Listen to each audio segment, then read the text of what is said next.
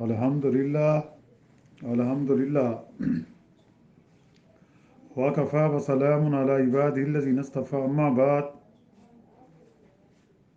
اعوذ باللہ من الشیطان الرجیم بسم اللہ الرحمن الرحیم وقیل الیوم ننساکم کما نسیتم لقاء یومکم ھذا ومأواکم النار وما لکم من ناصرین، اور کہہ دیا گیا کہ آج ہم تمہیں بھلا دیں گے جیسا کہ تم نے اپنے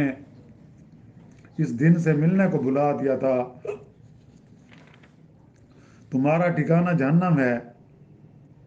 اور تمہارا مددگار کوئی نہیں۔ سبحان ربک رب العزت عما یصفون وسلام علی المرسلین والحمد للہ رب العالمین۔ اللہم صلی علی سیدنا محمد وعلی آلہ وصحبہ وسلم۔ پارہ 25واں، سورۃ الجاثیہ کی آیات مبارکہ 34 کی تلاوت کی گئی ہے اور ساتھ ترجمہ بھی کیا گیا ہے۔ گزشتہ آیات مبارکہ میں ذکر ہوا تھا کہ جن لوگوں نے نیک اعمال کیے، جنہوں نے اپنی زندگی اللہ کے احکامات اور نبی کریم صلی اللہ علیہ وسلم کے طریقے پر گزاری، اپنی من چاہے زندگی کے بجائے رب چاہے زندگی گزاری، وہ تو اللہ کی رحمت کے سائے میں ہوں گے۔ اور اس کے برعکس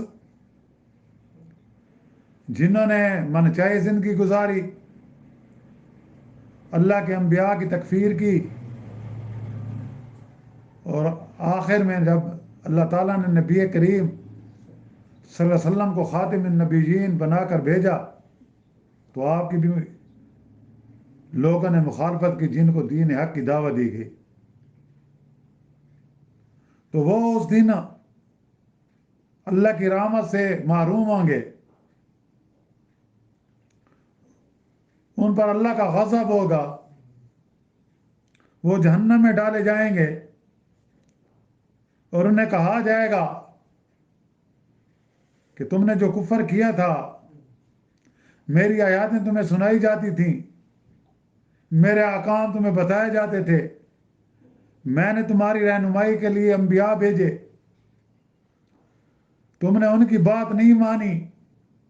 تم نے ان کو جھٹلایا، تم نے ان کو جھوٹا کہا، تم نے ان کو اور ان کے ماننے والوں کو طرح طرح کی تکالیفیں دی، جتنے تک تمہارا بس چلتا تھا، تمہیں موقع ملتا تھا، تم اذیتیں دیتے تھے، تم تکبر کرتے تھے، اور ساتھ یہ بھی کہتے تھے تم مال میں بھی ہم سے کم ہو، تمہارے ساتھ جو لوگ ہیں وہ بھی غریب ہیں، کمزور ہیں، ہم مال میں شہرت میں زیادہ ہیں، اقتدار میں زیادہ ہیں، طاقت میں زیادہ ہیں، قوت میں زیادہ ہیں، تو تم اس تکبر میں آ کر دین حق کو جھٹلا دیتے تھے۔ اللہ کے نے جو انبیاء بھی جو ان کی تکذیب کرتے تھے، اللہ کے احکامات کا مذاق اڑاتے تھے، آج تمہارا ٹھکانہ جہنم ہے۔ اور اللہ کا وعدہ سچا ہے، اور جیسا کہ انبیاء نے آپ کو یہ دعوت دی کہ یہ دنیا کی زندگی عارضی زندگی ہے، یہاں تم آزمائش کے لیے آئے ہو، اللہ نے تمہیں محض اس لیے پیدا کیا کہ تم اس کی عبادت کرو، اس کے احکامات کی پابندی کرو، دین حق کو قبول کرو، اللہ کی توحید کے منکر نہ بنو، اللہ کے ساتھ دوسری ہستیوں کی شریک نہ ٹھہراؤ، تمہارا خالق، تمہارا مالک، تمہارا رازق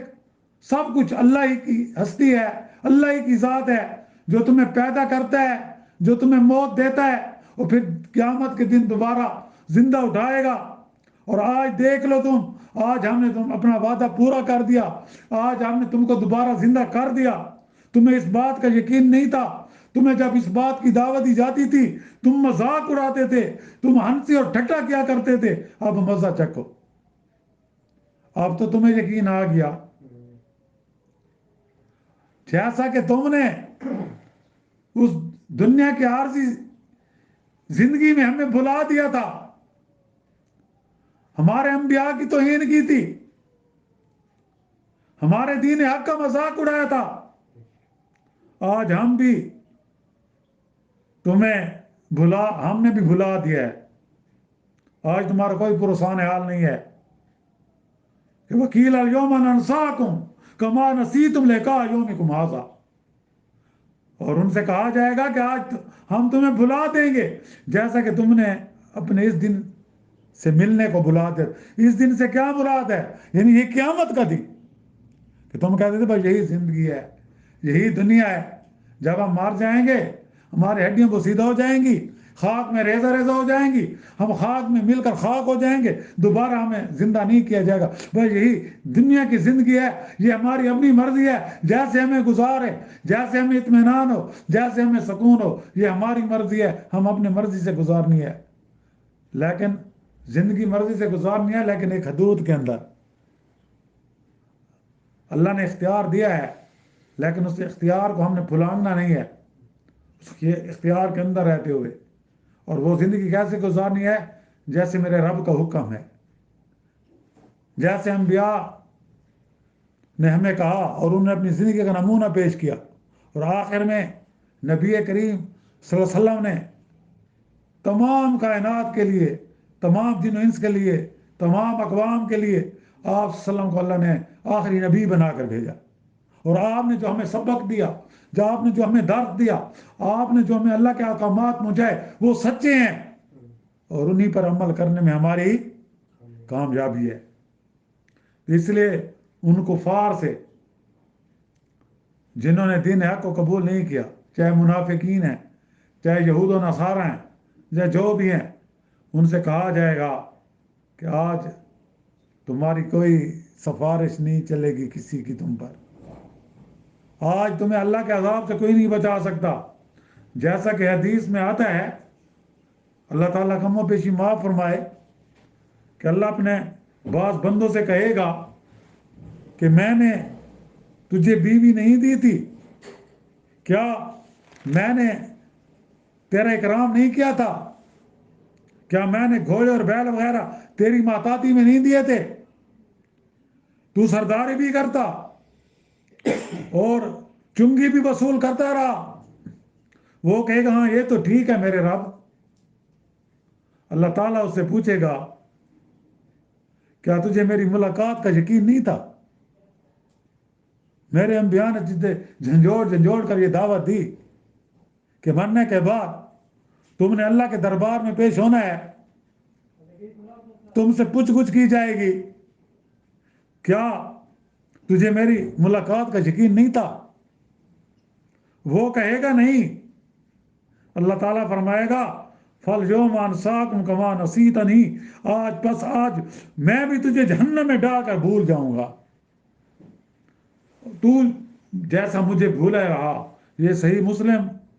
کی حدیث ہے کتاب الزہد میں۔ تو اللہ سے دعا ہے کہ اللہ تعالیٰ ہمیں ایسی زندگی عطا فرمائے کہ جس سے ہمارا اللہ ہم سے راضی ہو۔ اللہ تعالیٰ ہمیں بھلائے نہیں، اللہ تعالیٰ ہمیں اس دنیا میں بھی ہمارا مددگار ہو اور آخرت میں بھی مددگار ہو۔ اس دنیا میں بھی اللہ تعالیٰ ہمیں اپنی محبت اور معرفت نصیب فرمائے، اور آخرت میں بھی اللہ تعالیٰ ہمیں اپنی محبت اور معرفت نصیب فرمائے، اپنی خوشنودی عطا فرمائے۔ جس دن کہ کوئی کسی کا مددگار نہیں ہوگا، جن لوگوں نے دین حق کو جھٹلایا ہوگا، جنہوں نے انبیاء کی مخالفت کی ہوگی، ان کا ٹھکانہ جہنم ہوگا، اور جنہوں نے انبیاء کی بات کو مانا ہوگا، جنہوں نے اپنی زندگی میں انقلاب لایا ہوگا، جنہوں نے اللہ کے احکامات پر، نبی کریم صلی اللہ علیہ وسلم کی سنت پر چلتے ہوئے اپنی زندگی گزاری ہوگی، تو وہ کامیاب ہوں گے۔ اللہ سے دعا ہے کہ اللہ تعالیٰ جو ہے ہمیں انہی کامیاب لوگوں میں سے اٹھائے۔ اللہ تعالیٰ ہم کو دین کی صحیح سمجھ عطا فرمائے، اللہ تعالیٰ ہماری کوتاہیوں کو، کمزوریوں کو معاف فرمائے، اور آئندہ زندگی ہمیں قرآن و سنت کے مطابق گزارنے کی توفیق عطا فرمائے۔ جو مسلمان اس دنیا سے رخصت ہو گئے ہیں، اللہ تعالیٰ ان سب کی مغفرت فرمائے اور ان کو جنت میں اعلیٰ مقام عطا فرمائے۔ جو بیمار ہیں، گھروں میں ہیں، جہاں کہیں بھی ہیں، اللہ تعالیٰ سب کو صحت کاملہ عطا فرمائے اور ایمان کے ساتھ زندہ رکھے، اور اللہ تعالیٰ ہم سب کا خاتمہ بھی ایمان پر کرے۔ اور جو مظلوم مسلمان ہیں، آج ظالموں کا نشانہ بنے ہوئے ہیں، خصوصاً فلسطین کے مسلمان، کشمیر کے مسلمان، جہاں کہیں بھی مظلوم مسلمان ہیں، اللہ تعالیٰ ان کی غیبی مدد فرمائے اور مسلمان حکمرانوں کو غیرت اور ہمت عطا فرمائے کہ وہ ان کی جانی اور مالی امداد کریں۔ اور جو لوگ اسلام کو مٹانا چاہتے ہیں، مسلمانوں کو ختم کرنا چاہتے ہیں، اللہ تعالیٰ ان کو نیست و نابود کر دے اور اسلام کا جھنڈا ہمیشہ بلند رکھے۔ وآخر دعوانا الحمدللہ رب العالمین۔ ربنا آتنا فی الدنیا حسنۃ وفی الآخرۃ حسنۃ وقنا عذاب النار۔ صلی اللہ تعالیٰ علی خیر خلق محمد وعلی آلہ وصحبہ اجمعین برحمتک یا ارحم الراحمین۔